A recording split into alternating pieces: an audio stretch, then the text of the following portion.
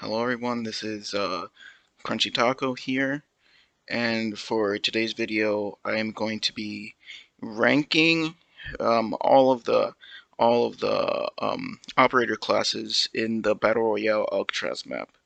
Now, before we actually get into the video, I would like to make a couple things clear. The first being that the Alcatraz map does not play out like a normal um, battle royale match, being that it is much close quarters. I mean, the map is much smaller, and you're going to be finding yourself in a lot more close range gunfights than you would in the battle royale map.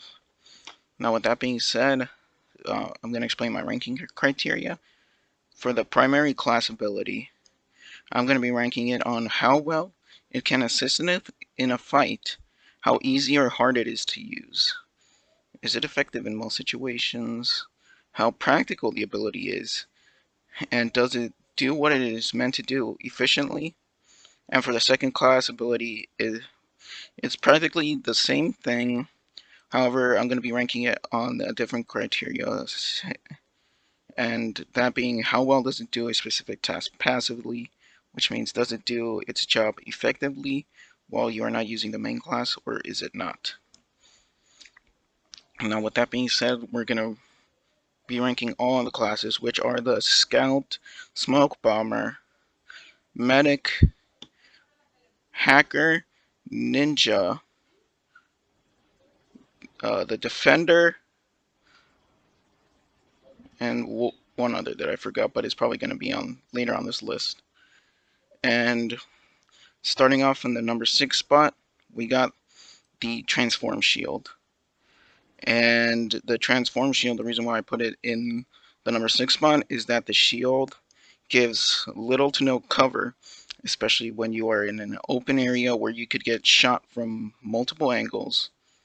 And even though the shield does give a blinding effect towards the area you projected it to, uh, the effect does not last long enough to make any difference.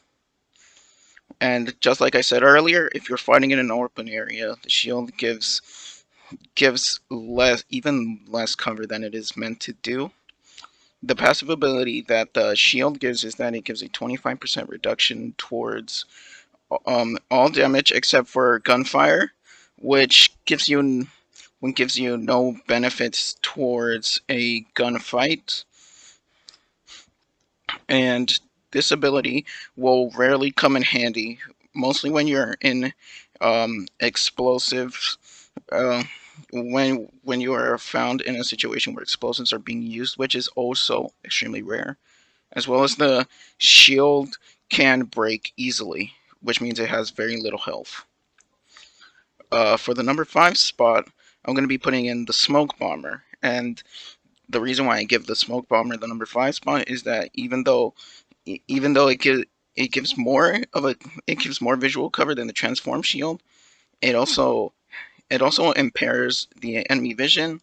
However, if you're also in the smoke, it also can impair your vision as well. And also the secondary ability is also quite vague as well. Like, I couldn't understand what it's meant to do. And there will be very few instances where you'll be fighting in smoke, which is what the passive ability is set out to do. So I'm not sure why this would be added, especially when most battles you're going to be taking out are going to be in the open and at slightly longer ranges. And the huge smoke cloud could actually pose a big danger because it could signal to enemy squads that someone or squads are nearby, which could be a huge indicator to come in and ambush you. For the number 4 spot, I'm putting in the Scout. And the reasons why I give the Scout number 4 is because it gives the enemy location. It gives away enemy location as well. As well as it pulses one time, which gives away if an enemy has moved their positions or not. And as well, but the big downside to this is that it does not show which story the enemy is on if they are on a multi-story building. The secondary ability also shows enemy footprints, which could be used to track enemy locations. However, the footprints fade away too quickly and to be somewhat useful. And the footprints can be a little bit hard to see, especially if you are in an open area and they are in grass. So for these next two spots, which are the number 3 and the number 2 spot, they are both interchangeable because I find them to be quite useful. For the number 3 spot, I give it to the ninja, and the reason why I give the ninja the number 3 spot is it gives a lot of potential for movement. It, you can it gives a lot of verticality towards movement, which means you can essentially have near infinite movement. The secondary ability as well is extremely useful as it reduces the noise. You make when you are moving. Now this can also be very useful as it could be used in multiple situations, such as you can use it to sneak up on an opponent with ease, or you can save an a teammate with little to no repercussions. For the number 2 spot, I will give it to the hacker. And the reasons why I give the number 2 spot to the hacker is that it can scramble the enemy minimap and prevent them from using it. And the hacker also prevents the enemy from using their main class skill, which is generally extremely useful, as well as it breaks any class that is active in the moment, such as the transform shield or a scout dart that's been launched. It breaks those and renders them um, unusable. The the hacking, the actual hacking you do to the enemies is and extremely short, and I believe you can hack up to 8 enemies if at once, if I'm not mistaken.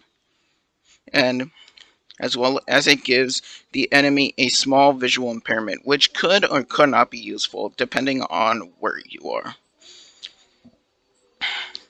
And for the number 1 spot, if you could already guess it, I'm gonna have to give it to the medic. And the reasons why I give it to the medic is that the actual healing medkit heals the user and other teammates relatively quickly. And if you've used an adrenaline shot and you haven't gone below 100 health, it can actually heal. It can actually heal you all the way up to 150 health, which is extremely useful, especially in Alcatraz, where you will be encountering a lot of more where you will be encountering a lot of more gunfights, which will allow you to get into the fight more efficiently.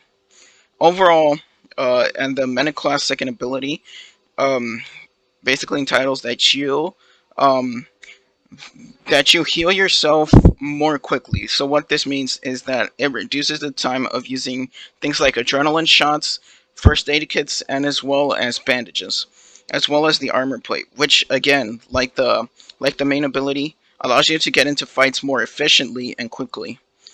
And also you can also revive down teammates much faster, which again, just like the previous ability, allows them to get into the fight much faster. So that's going to be it for the ranking of the Battle Royale classes in today's video. I hope you enjoyed. Don't forget to like and subscribe. And yeah, I'll see you guys in the next video.